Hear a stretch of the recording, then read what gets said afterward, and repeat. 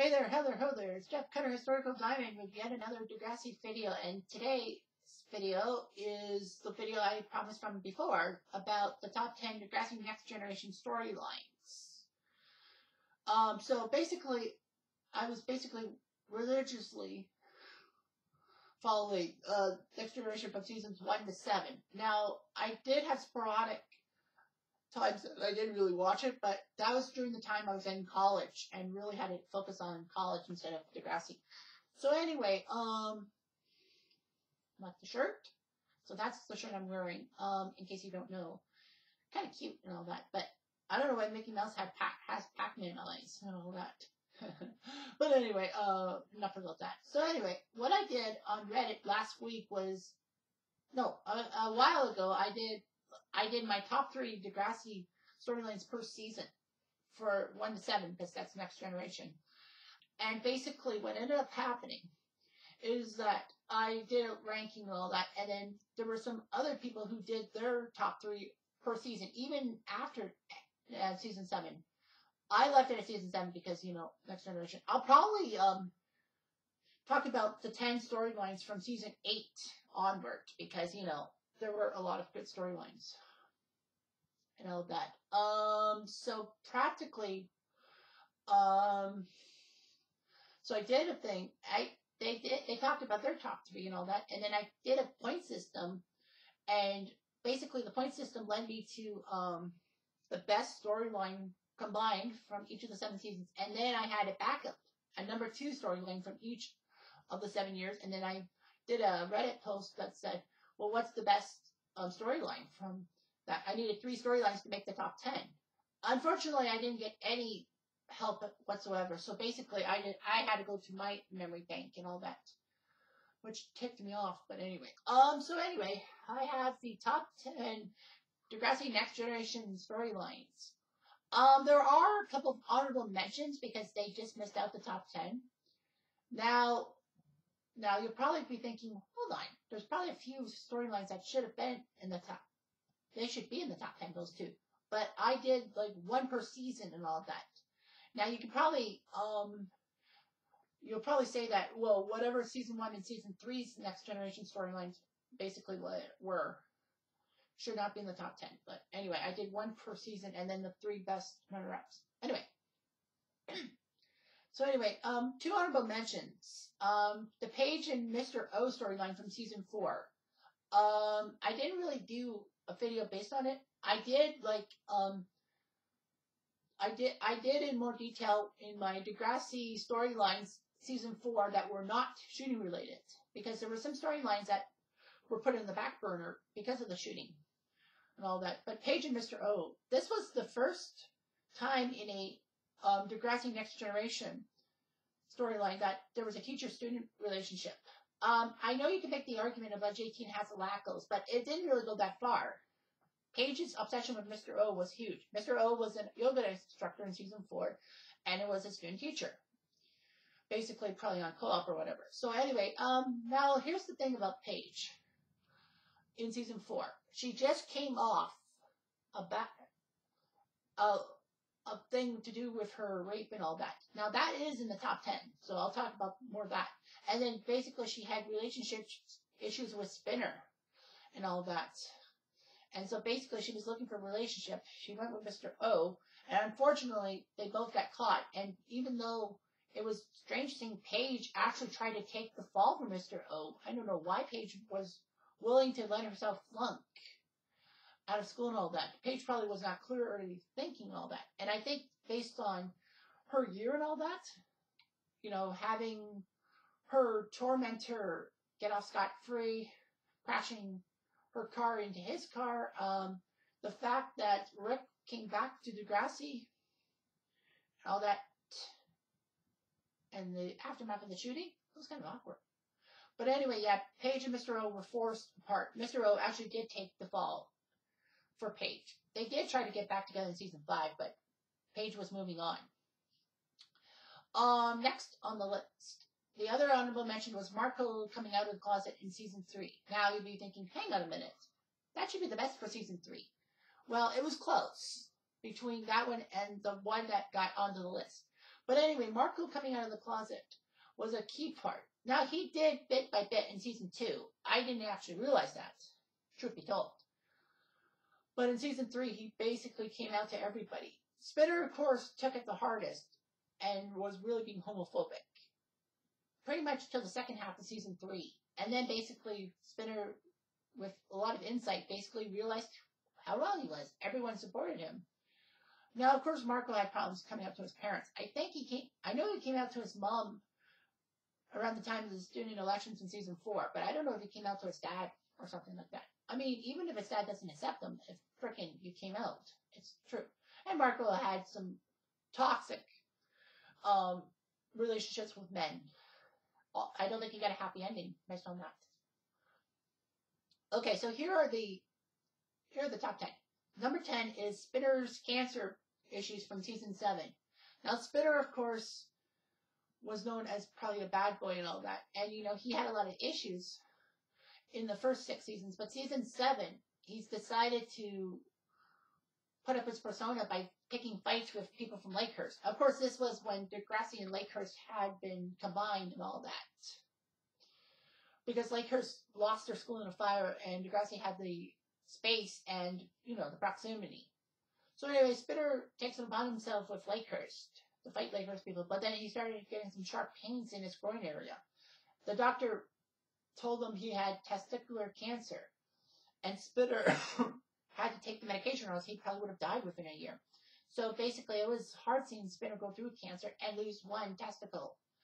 So anyway, yeah, Spinner's cancer changed him and all that. Now, Spinner was obviously worried because he was afraid he was going to be left back because of all his chemo. Because remember, he already lost a year because of the bullying of Rick. But Hatzalakos told him that he doesn't have to face any consequences and all that. So Spinner graduates in season 7 with everyone, including Jimmy. So anyway, also, I guess another honorable mention is Spinner's redemption song in season 5 that basically he spent that season trying to make good with everybody because he knew that he did wrong in season 4 by leaving Jimmy high and dry and all that. But yeah.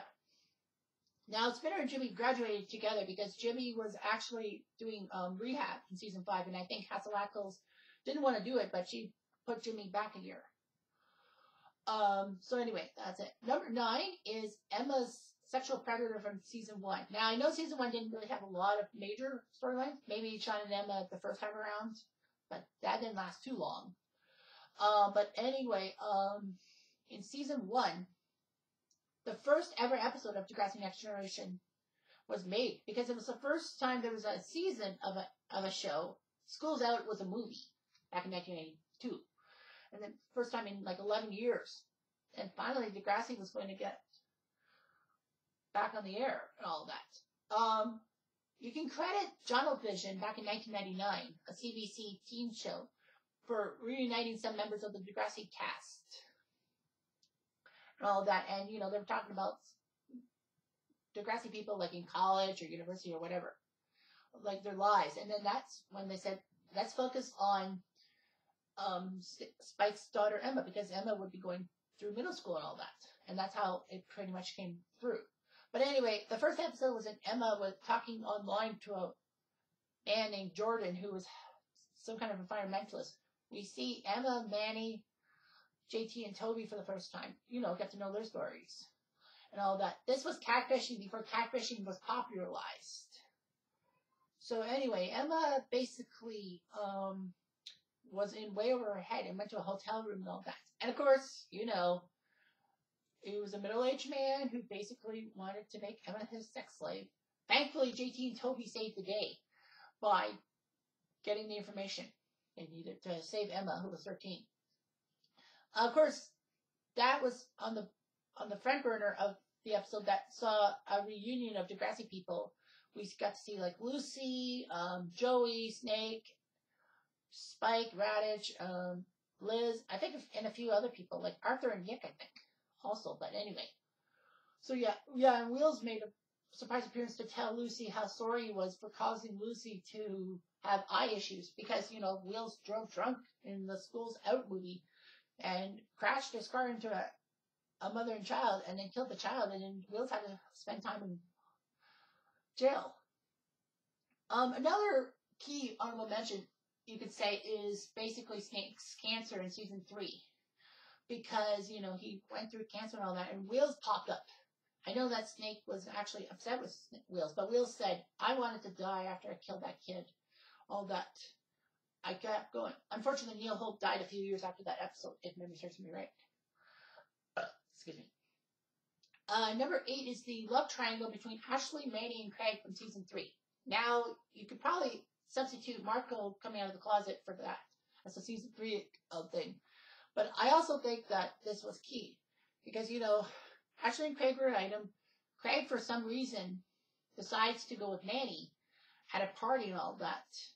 And, Craig gets Manny pregnant. Ashley announces the news to the whole school, embarrassing Manny and Craig. Ashley had the right idea. I mean, yeah. If a guy you like really impregnated another girl, I would have done the same thing.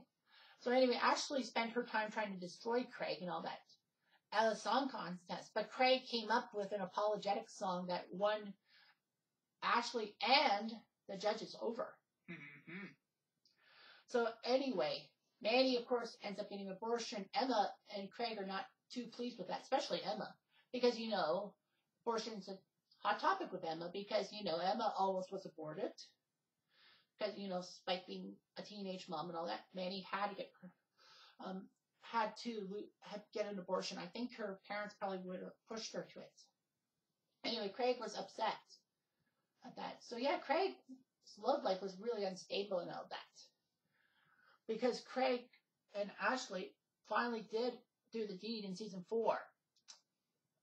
And unfortunately, that didn't go over too well because of Craig's problems. We'll get more into that in one minute. Number 7 is Pema from season 5. That being Peter and Emma. Now, I know it's controversial, but it is a key storyline. So basically, Emma, after season 4 debacle, with her relationships with Chris and her supposed relationship with Rick, which was one-sided, she basically couldn't stand having a relationship. So basically, throughout the second half of season 4, she didn't have any romantic liaisons. And then in season 5, in the premiere, she sees this nice boy who's coming to Degrassi, and Emma wanted to be with Peter. Unfortunately, Peter turned out to be a creep and basically blackmailed Manny in season 5 premiere and all that. We soon learned that he is actually Miss Hasselhoff's son, which is creepy as fuck. But anyway, Peter was a great person in a sense. But anyway, Peter became creepy and all that, and for reasons I just can't understand, Emma decided to go after Peter, even though, Peter put her best friend in a bad situation, and Emma took Manny in. But anyway, now Emma, of course, Emma decided to get revenge on Manny, but then when she sees Peter shirtless, pics and all that, she couldn't handle it. She was just wooed by him, and Peter wooed Emma, and I think Peter put Emma in a situation that she made Manny terrible, and that's bad. I mean, Emma taking advantage of Manny, the writers just really screwed up. Unfortunately, Peter and Emma were exposed. They were in secret, and then, of course, Peter's mom and Emma's dad were kissing. Well, Emma's stepdad, of course, that would be Snake, and the Sassalakos and all that, and all the conflicts. And Emma getting stressed out because now she was forced to do a lot more stuff with Snake out of the house at the time. So yeah, she was really stressed out and all that. And then, Annie wanted to lose some weight. Emma tried to help her out. And then Emma was basically trying to get in control. That was Emma's MO, is trying to stay in control. I mean, there's nothing wrong with trying to be in control, but there's a time and a place for everything.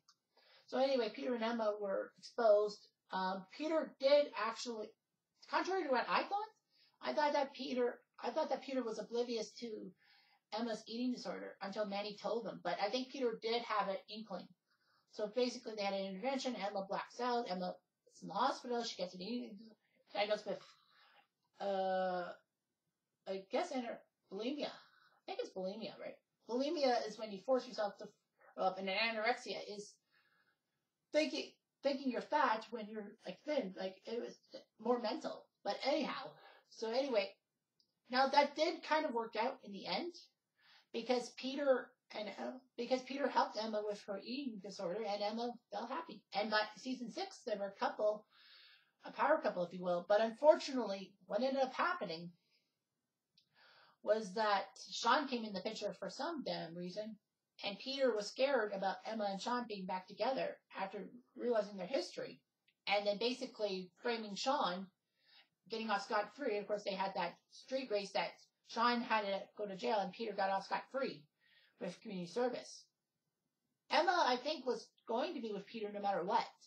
But then when she heard comments from Jay and also found out that there was a mask in her locker, even though her locker was basically locked, she then put the pieces together and realized that Peter actually told Emma that he framed Sean to stay with Emma. Emma breaks off with Peter, and for some dumb reason, Emma should have forced Peter to come clean to his mom, or she would have, and Peter probably would have got expelled. Now, I know Sean probably was allowed to come back to Degrassi, but Sean balked at it. So yeah, that was huge. Storyline number 6 is Darcy's free fall in season 7. Darcy was a pretentious character that a lot of characters hated because she was from a Christian family and all that, self-righteous and all that stuff. But anyway, in season 7, she goes to a party with Peter, and she has a drink and all that.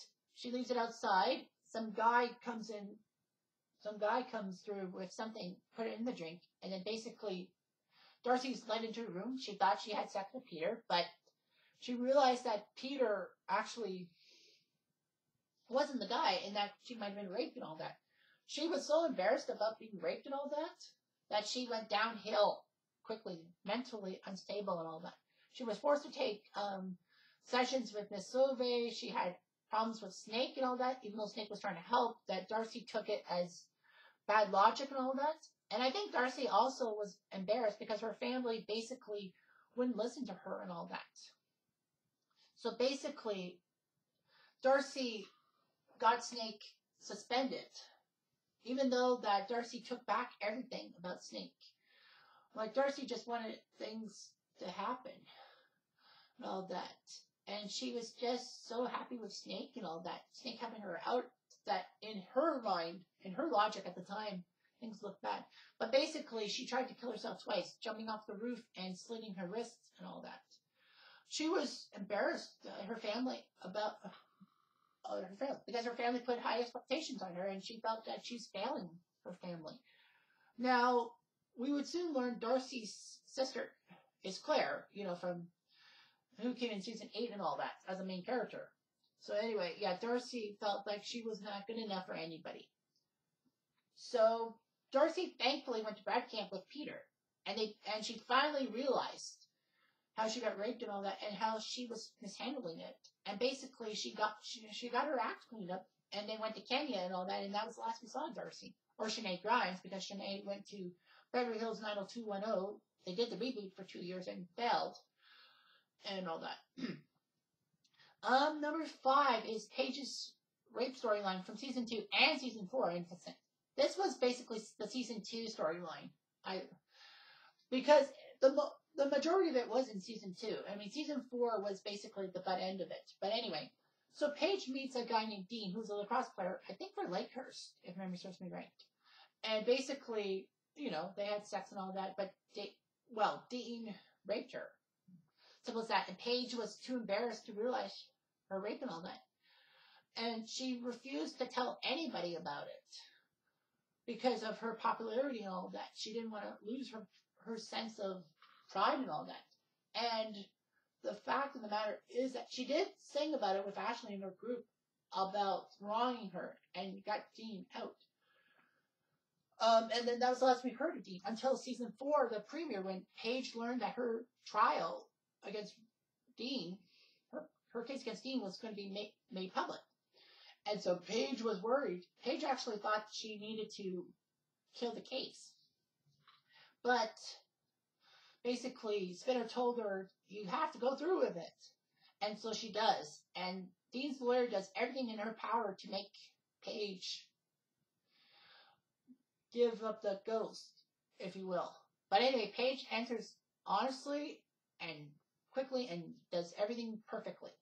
Unfortunately, due to lack of evidence, Dean is let off scot-free. Also, bear in mind that Paige's biggest mistake was not telling anybody, even Miss Sauvé, in confidence, because that evidence could have helped Dean get his just desserts and be in trouble. But anyway, Paige decides to crash her car into Dean's for revenge and all that. Spinner is arrested because that was Spinner's car that was hit, that Paige used. But anyway, Paige decides to do the right thing and tell her herself, and basically meets Dean outside the police room and tells him that I'm about to confess. That's what good people do when they do something wrong. So anyway, that's the last we see of Dean. Paige had to go through hell, like get a job, pay Spinner back for his car, and all that. Yeah. Number 4 is Craig from season 2. Now, we were introduced to Craig in the season premiere. Basically just standing in the background taking pictures of Emma and Angela. Now, Angela is Joey's child. But anyway, now Craig was loosely made into Joey's family because Joey's wife, who died, I forget her name. Katie? I don't remember what Craig's mother's name is. But anyway, Craig's mom left Craig's dad for Joey. And, Craig's dad, Albert, had a big fuss about it. Basically, he took his aggression out on Craig. Should have taken it out because, his wife left him for Joey, and he took his frustrations out on Craig. We learned how messed up Craig was because he was ready to play chicken with a train. Thankfully, Sean saved Craig from any harm. Joey helps Craig out. Craig lives with Joey for a time being, and Albert, Craig's dad, basically does everything in his power to get better and all that. But we soon learn that Albert's not fine. But then Albert ended up dying in a car crash. Craig couldn't process it. He's like, I should be happy he's gone. My tormentor is gone. But why do I have feelings for him? And Terry, who actually lost her mom when she was at a birthday party, can relate it to him basically by saying that, you had feelings for him. You actually loved him because he was your parent and all that. Now, of course, Craig's problems were finally diagnosed in season 4 as being bipolar when he had the big incident at Ashley's dad's wedding. Gay wedding, if you will. So, yeah. Craig was unstable. Like, he had meds, and then he got off his meds in season 4 and was homeless and on the streets. But anyway, I digress. Number 3 is Gibberty, or the JT Liberty relationship, if you don't know what Gibberty means. That's from season 5. Now, I know it started in season 4 when JT and Liberty were co-writers on Dracula, and they got in trouble because they dared to talk bad about the administration. They got detention, and then they finally realized they were in love with each other. Liberty actually had feelings for JT for the first few seasons, and JT never acted on them. So anyway, they were together. JT and Liberty had a few bumps in the road, mostly because of Liberty's brother, Danny, who was upset that JT was spending time with his sister more than him. Tried to break him up, but then Danny finally realized what type of jerk he was. Well, Liberty made him realize that. So anyway, Liberty and JT have a good liaison. Unfortunately for Liberty, she gets pregnant. JT crashes his car over it. Yikes, JT. But anyway, JT and Liberty try to get through a teenage pregnancy. I know Liberty would never have gotten an abortion and all that. So anyway, they try their best to make things work, but JT takes the worst step possible and become a drug dealer. JT now works at a pharmacy because his TV job doesn't pay him enough. So he's a pharmaceutical assistant. And JT realizes how much it takes for a kid. He raised a kid. So basically, JT was doing all he can, and then he was a drug dealer, because that would have basically got him the money. But JT basically fell flat with a drug dealer, and also Liberty forced JT to stop being a drug dealer. And JT decides to take drugs at a party and kill himself because he realizes that his life's out of control. He's trying to care for the baby. It's not working out for him. And, he's facing criminal charges for drug possession and drug trafficking, if you will. So it was a suicide attempt, as not a vampire said. So basically, things got bad. JT was on 24-hour suicide watch, drug rehab, something like that. JT gets lucky because I think Liberty's dad, who's a lawyer, basically managed to make a plea deal to have JT avoid prison sentence. So anyway, JT and Liberty split up, obviously. And then JT still had feelings for Liberty, which leads us to number 2. And that is JT stabbing from season 6. So basically, JT was still couldn't get over the fact that he and Liberty broke up. So basically what ended up happening was that JT found an attraction with this girl by the name of Mia from Lakehurst. Now, Mia was a teenage mom herself. She has a 2-year-old named Isabella. And JT felt attracted to Mia, mostly because of the kid, possibly. Because, JT wanted to be a father and all that. So basically what JT had was he wanted to prove to Liberty that he was a good dad and all that. Liberty, of course, seemed to be a little jealous of JT and Mia and all that. And of course, Liberty had postpartum after giving her kid up to adoption to a family from Seattle and all that. And her parents did not understand it at all. I really hated Liberty's parents at that time because, they basically told Liberty to suck it up even though Liberty had signs of depression because of giving up the kid. But anyway, Liberty felt jealous. And I know I did a Reddit post and people said that basically that Liberty was trying to envision what it's like with a kid and all that. And she learned that JT would have been a good dad, despite the fact that JT came from a family that his dad left before he was born, and JT's grandmother raised him and all that. And of course, JT's grandma was told about the pregnancy and says that I'm not raising your kid like I raised you. And JT says, I'm not going to be like my dad. And then, of course, Liberty says that JT's grandmother is a lamb compared to her parents. So, regardless of what happens,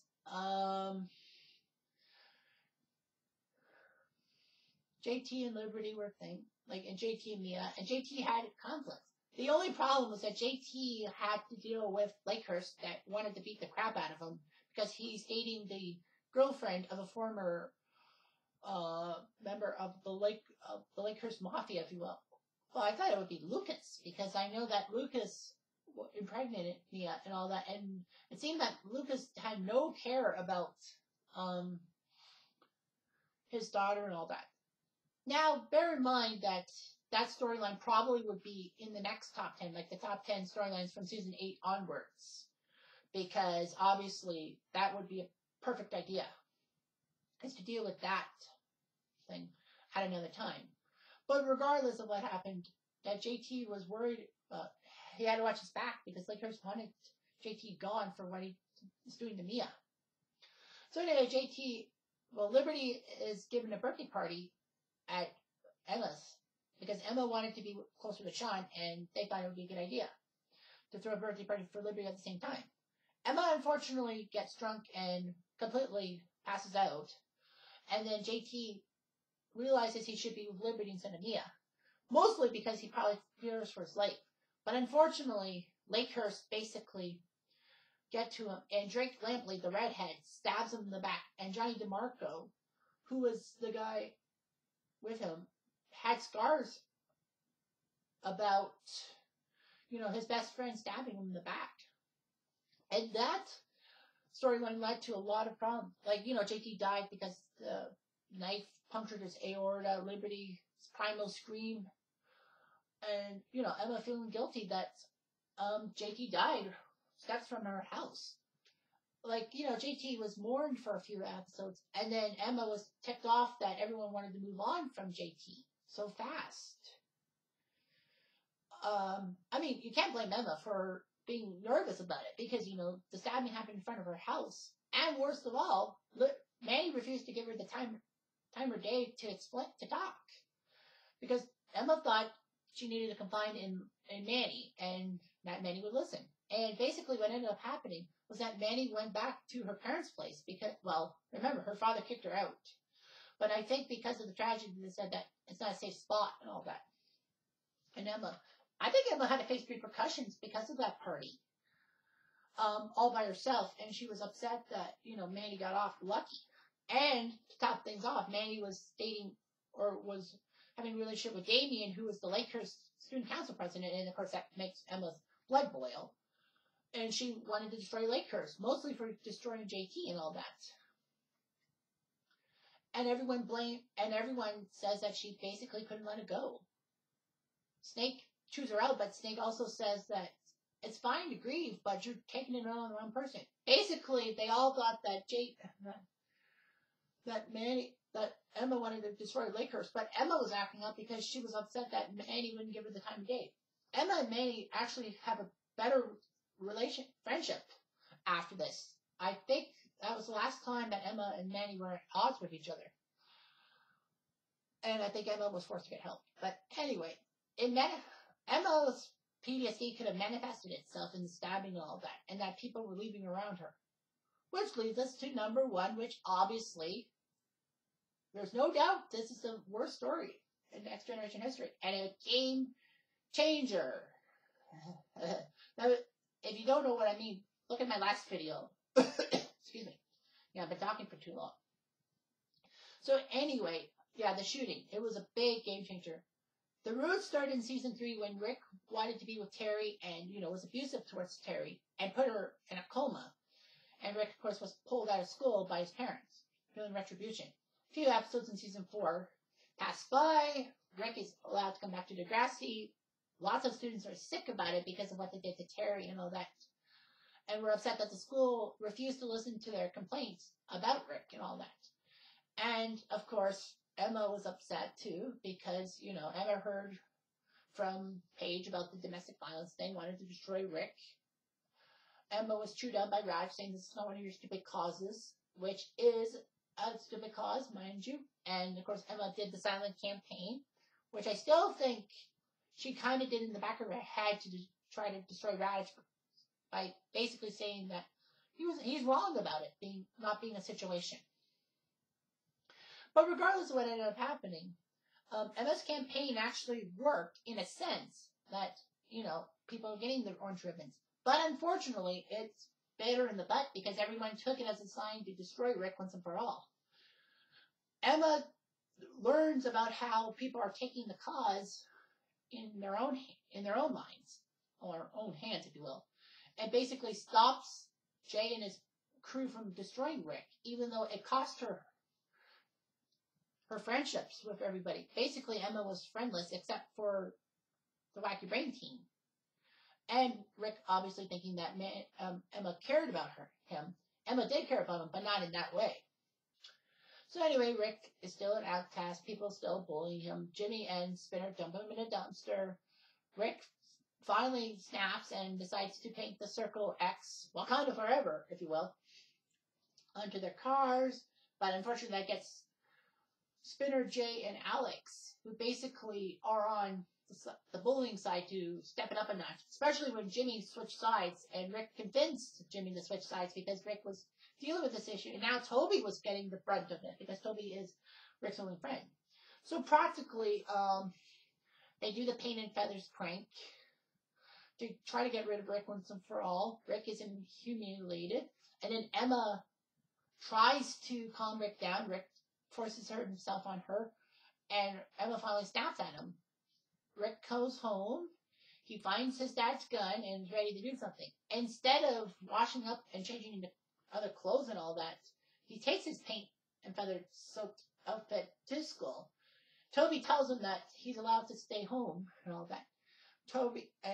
Rick tells Toby that this Sunday he wants to be at school. So practically Rick decides to try to go after Paige because Paige started this whole anti-Rick campaign, but Paige doesn't realize the gun, but Paige talks Rick off the ledge, as Non-Vampire said, and basically Rick realizes what he's doing is wrong, so he decides to go to the bathroom and clean up and all that. And then basically Jay and Spinner decide to try to avoid blame because Spinner accidentally told Jimmy everything about the Paint and Feathers prank. And so they pin it on Jimmy, trying to get Rick off their scent. But unfortunately, they don't realize Rick had a gun. Rick shoots Jimmy in the back. Rick goes after Emma, but Sean saved her life and all that. A gunshot goes off, and we find out Sean's injured, but Rick is dead. A lot of people have weird theories on things. Toby is, of course, upset because his only friend died, and he's a psycho, and all that. Snake bursts at Raj because Raj, left Rick for dead and didn't do a damn thing about helping Rick out, especially in the past few days. And all that. It was emotional because, Emma nearly got shot, Can't blame him. So anyway, of course, Rick dies and all that. Everyone's conflicted what to do. Sean leaves for Wasaga because he had problems with, a student dying by his hands, albeit accidental. Leaving Ellie high and dry, and Emma, because Emma wanted to be with Sean. I think she felt what do you call it? Survivor's guilt or something? I don't know. But regardless of what happened, things spiral out of control. The school falls flat because of the aftermath and all that. Not to mention the fact that Dracula was shelved instead of being, postponed. The best thing for Raj to have done for Degrassi, with Dracula, it says, keep practicing, but we can't do anything about it for a while. Let the fervor die down. Of course, J.T. Liberty take him to task, saying that he's being unreasonable. And the school board agrees and basically tells Raj to hit the books. You're out as principal. Hatzilakos comes in. I still think the school board kind of had a hunch something was fishy with Raj because there was a guy who was lurking over Raj's shoulder. If you watch Voices Carry Part 1, when Raj talks to JT and Liberty about Dracula and all that, there's a guy right beside him. I don't know if he was from the school board or from the school, but I think he was from the school board, and I think he was just trying to see what the school was being like. So anyway, yeah, he was tells Emma had her internal conflict, which unfortunately got her an STI, and she finally got the help she deserved from Jay. Thanks a lot, Jay. Spinner, of course, conflicted because he was carrying the guilt of being part of the Paint and Feathers thing, and the fact that Rick shot Jimmy because of his talking about how Jimmy set everything up. All that. Not to mention that Jay and Spinner basically got Rick's hopes up before the Paint and Feathers thing. So anyway, Spinner, of course, knowing that he has to confess to Jimmy, he decides to finally confess to Jimmy and basically gets shunned by the school. The school doesn't go anywhere near it. Spinner basically is told off by Jimmy, saying that you're not a best friend. What type of best friend would leave the person to get shot to avoid suspicion? So of course Spinner tells on him and Jay. Hey, leave Alex out of it. Spinner and Jay get expelled, rightfully so. Spinner goes through a redemption song. Jay basically refuses to go back to Degrassi, thinking that they needed a scapegoat for the tragedy, but the shooting was just coincidental. And besides, Jay and Spinner didn't know Rick had a gun. So yeah, that's what personally, and that's basically the storyline that caused Degrassi to change forever.